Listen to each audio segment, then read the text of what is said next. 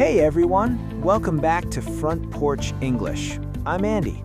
And I'm Meghan. Episode 2, we're really doing this. We're really doing it.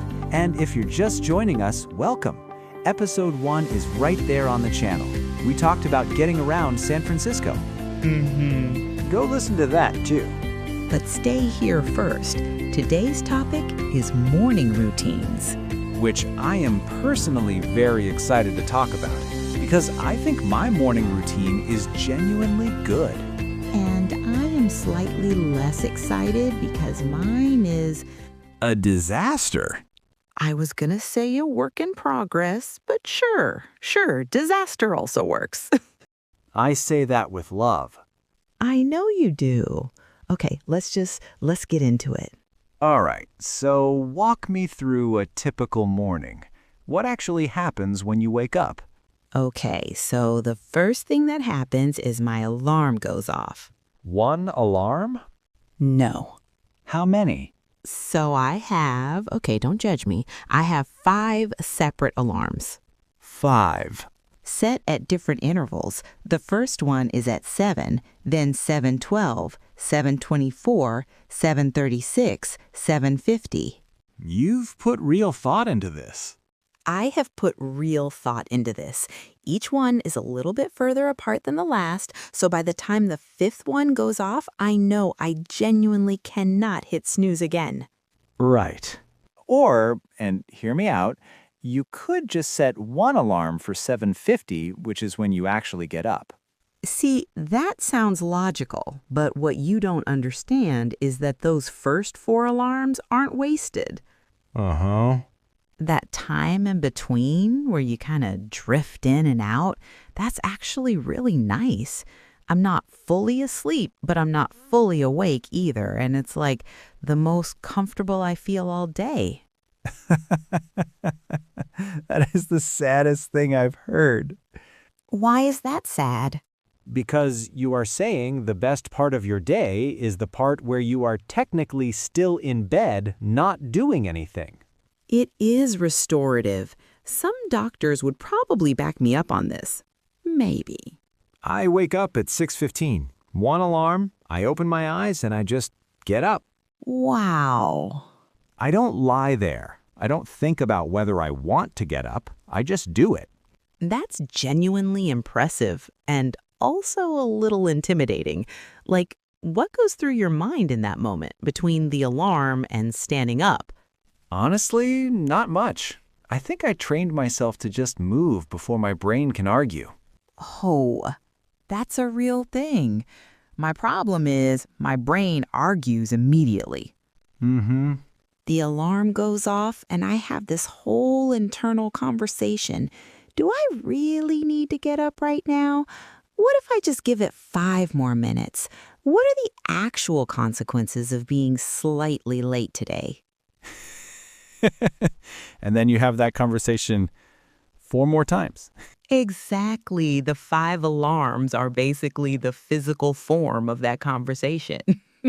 Okay, so eventually you're up. Then what? Coffee, immediately, non-negotiable.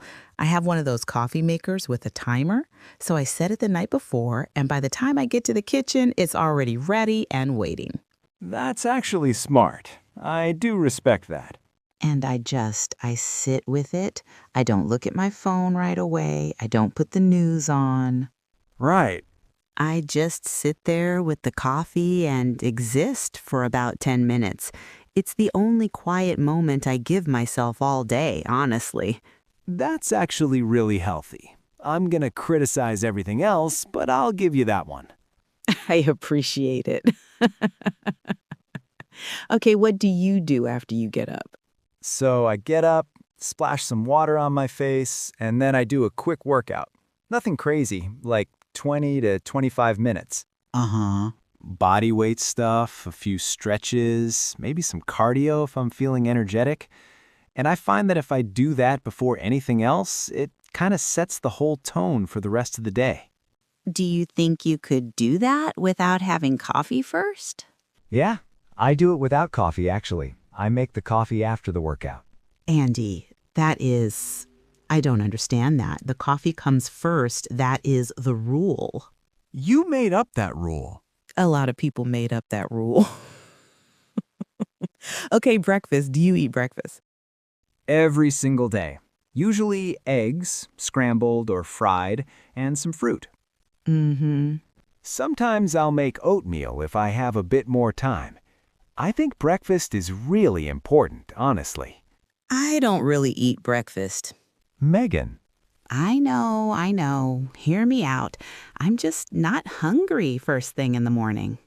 Okay. Like at 7:50 a.m., the thought of sitting down to eat eggs I can't do it. My body is not ready for food. When do you eat then?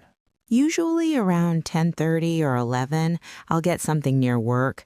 There's a bakery close to my office, and I'll get a pastry or something. That's kind of my breakfast. A pastry at 11 is not breakfast, Meghan. It is if it's the first thing I eat that day. That's not how it works. I feel fine. My energy is fine. I function. You function on caffeine and willpower, and eventually a pastry. That is not a nutritional strategy. Okay, my nutritional strategy is definitely not something I'm going to defend on a podcast. You win that one. Thank you. I'll put it in the win column. Can I ask you something, though? Do you ever have a morning where everything just falls apart? Like you miss the alarm, or you wake up late, or something goes wrong? Rarely, but yes. And on those days, and this is going to sound a bit extreme, I genuinely feel off for the rest of the day. Mm-hmm. Like, if I skip the workout or I don't have time for breakfast, something just feels slightly wrong until about noon. That's interesting because I don't have that problem. I think because my morning is so low structure that if something goes sideways, it doesn't really register as a disruption. Right. Every morning is kind of improvised anyway. There might actually be something to that. You can't derail a routine you don't really have. Exactly. It's a feature, not a bug. I'm not sure that's the right spin, but I'll allow it. Okay, commute. Tell me about your morning commute. So I drive, obviously, and the commute it really depends on the day. There's a version where traffic moves okay, and it's maybe 20, 25 minutes. Okay. And there's the other version, which is when I get stuck somewhere around the Embarcadero, and I'm basically just sitting there watching the minutes go by. And on those mornings? On those mornings, I listen to podcasts and try not to think about it. I've actually gotten through some really good stuff in traffic. There's a silver lining. I take BART, and my commute is usually about 25 minutes, and I genuinely like it. Mm-hmm. I put my headphones on, I stare out the window, I let my brain wake up slowly. By the time I get to work, I'm usually in a decent headspace. Can I tell you the thing I actually envy about your commute? Tell me. The fact that you can just not be responsible for anything during it. Like when I drive, I have to pay attention. Right. But when you're on the train, you can read, listen, zone out. You're just a passenger. Yes, that's exactly it. My commute doesn't feel like effort. It's just a moving moment of quiet. Meanwhile, I'm navigating 4 lanes of stressed out people who are all also running slightly late. To be fair, you chose this. I know I do. Okay, one last morning topic. Morning people versus night owls. Do you think it's a personality thing or a habit thing? Like, could I actually become a morning person if I tried hard enough? I think it's a bit of both. I do think some people are naturally more wired for mornings, like their energy peaks earlier. Mm-hmm. But I also think habits play a huge role. I've seen people completely change their relationship with mornings once they built a routine they actually liked. I tried once. I went through this whole phase. This was about 2 years ago, where I decided I was going to become a morning person. Right. I set my alarm for 6. I had a plan. I was going to walk to get coffee before work, take the long route, enjoy the morning air. How long did it last? A week. Exactly 1 week. What happened on day 8? Day 8, it was raining, and I looked at my alarm at 6 a.m., and the rain was hitting the window, and I could not do it. Yeah. I could not justify leaving a warm bed to walk somewhere in the rain when the bus was right there. The weather ended your transformation. San Francisco weather ended my transformation. I'm blaming the city. That is a very San Francisco problem to have. I thought so. Actually, can we talk about the weekend situation? Because my weekday morning is one thing, but Saturday and Sunday are completely different. Oh, interesting. How so? So on weekends, all the alarm strategy goes out the window. I sleep in as long as my body wants to. Sometimes that's 8:30. Sometimes it's 11. There's no schedule to keep. I'm the opposite. Even on weekends, I wake up around the same time. Maybe 6:30 instead of 6:15, but not much later. That sounds like torture to me. The whole point of weekends is that you don't have to be anywhere at a specific time. But here's the thing. If I sleep in too late, I feel like I've wasted half the day. And then Sunday evening comes around and I'm not tired at the right time. So Monday morning is rough. See, I view sleeping in as an investment in my mental health. Like I spend 5 days a week forcing myself to be functional at ungodly hours. The weekend is when I let my body recover from that. Okay, we've established that coffee is critical to your existence. But let's talk specifics. What kind of coffee maker? What kind of coffee? Oh, now we're talking. I have this programmable drip machine, nothing fancy, but it gets the job done. And I buy these medium roast beans from this place in the Mission. I grind them the night before, so everything's ready. I'm more of a pour-over person. I actually make my coffee after the workout, so it becomes this little ritual. Boil the water, grind the beans, pour it slowly. It's meditative. See, at 7:50 a.m., I do not have the patience for a coffee ritual. I want coffee to appear as if by magic, which is why the timer situation works so well. Do your morning routines change with the seasons? Like, is winter different from summer? Oh, absolutely. In winter, getting out of bed is like it's an act of heroism. The room is cold, it's still dark outside, and every part of me wants to stay under the blankets forever. That's actually when I sometimes add a 6th alarm. I know, but desperate times call for desperate measures. For me, summer is definitely easier. When it's light out at 6:15, my body just feels more ready to be awake. Winter mornings do require a bit more willpower. Can we talk about morning disasters? Because I feel like everyone has at least one story of a morning that just completely fell apart. Oh, I have a good one. This was maybe 6 months ago. I woke up, did my workout, made my coffee, ate breakfast. Everything was going perfectly. And then I got to my car and realized I had locked my keys inside the apartment. Oh no, what did you do? I had to call my landlord, wait 45 minutes for him to come with a spare key, and then call work to explain why I was going to be late.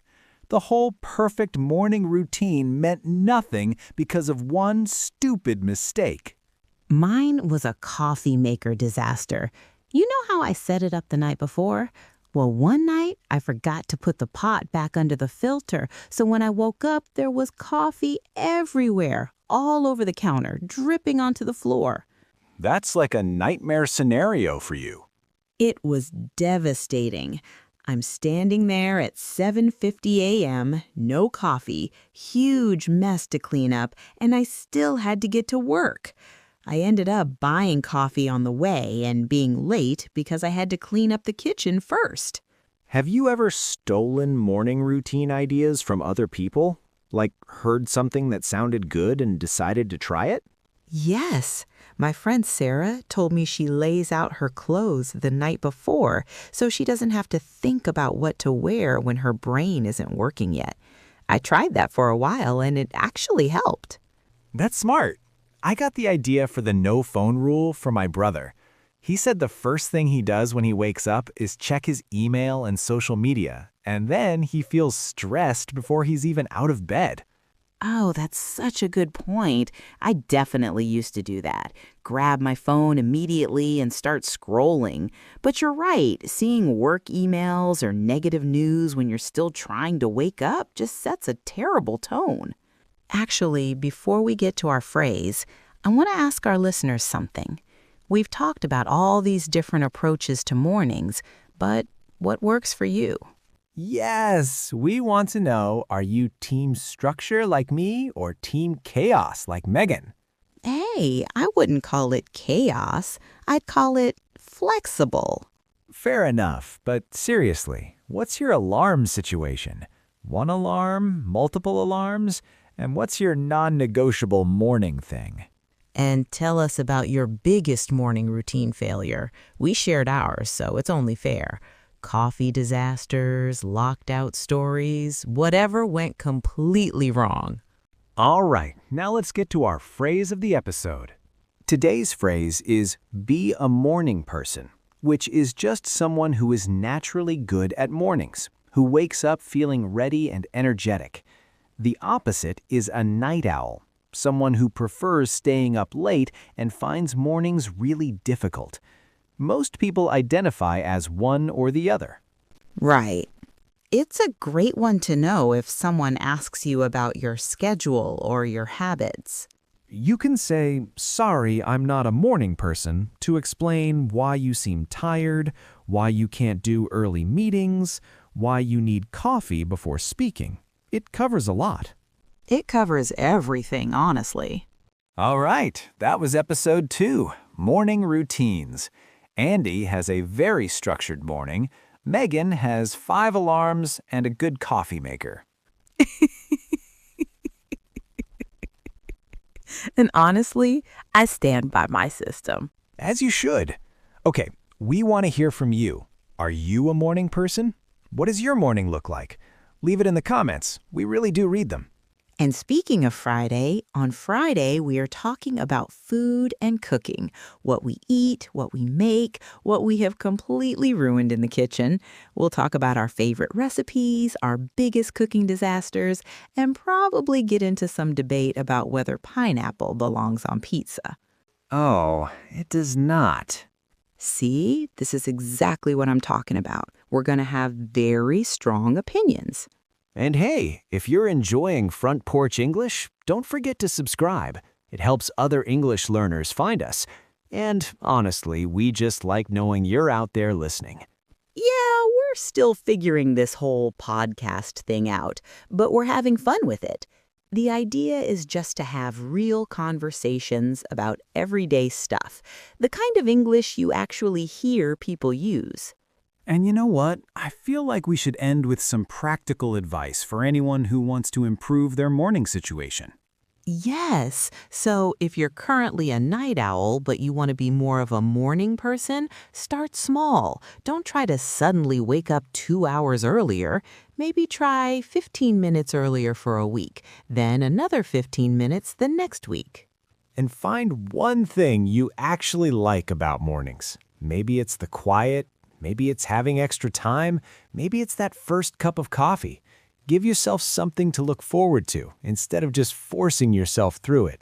And prepare the night before. Even if you're not a super structured person like Andy, having your clothes ready, your coffee prepped, your keys in the same place, it removes decision-making from a time when your brain doesn't want to make decisions. The biggest thing is consistency. Your body loves routines, even simple ones. If you wake up at the same time every day, even weekends, your internal clock will start to adjust. It takes a few weeks, but it really works. But also, don't beat yourself up if mornings are just hard for you. Some people are genuinely wired differently, and that's okay. The goal isn't to become a different person, it's just to make your mornings a little easier. Exactly. And remember, the perfect morning routine is the one that actually works for your life, not the one that looks good on social media. Whether that's 5 alarms or 1, coffee first or workout first, the goal is just feeling a little more prepared for the day ahead. Very relatable. All right, thanks so much for being here. See you Friday. Bye. Bye, everyone.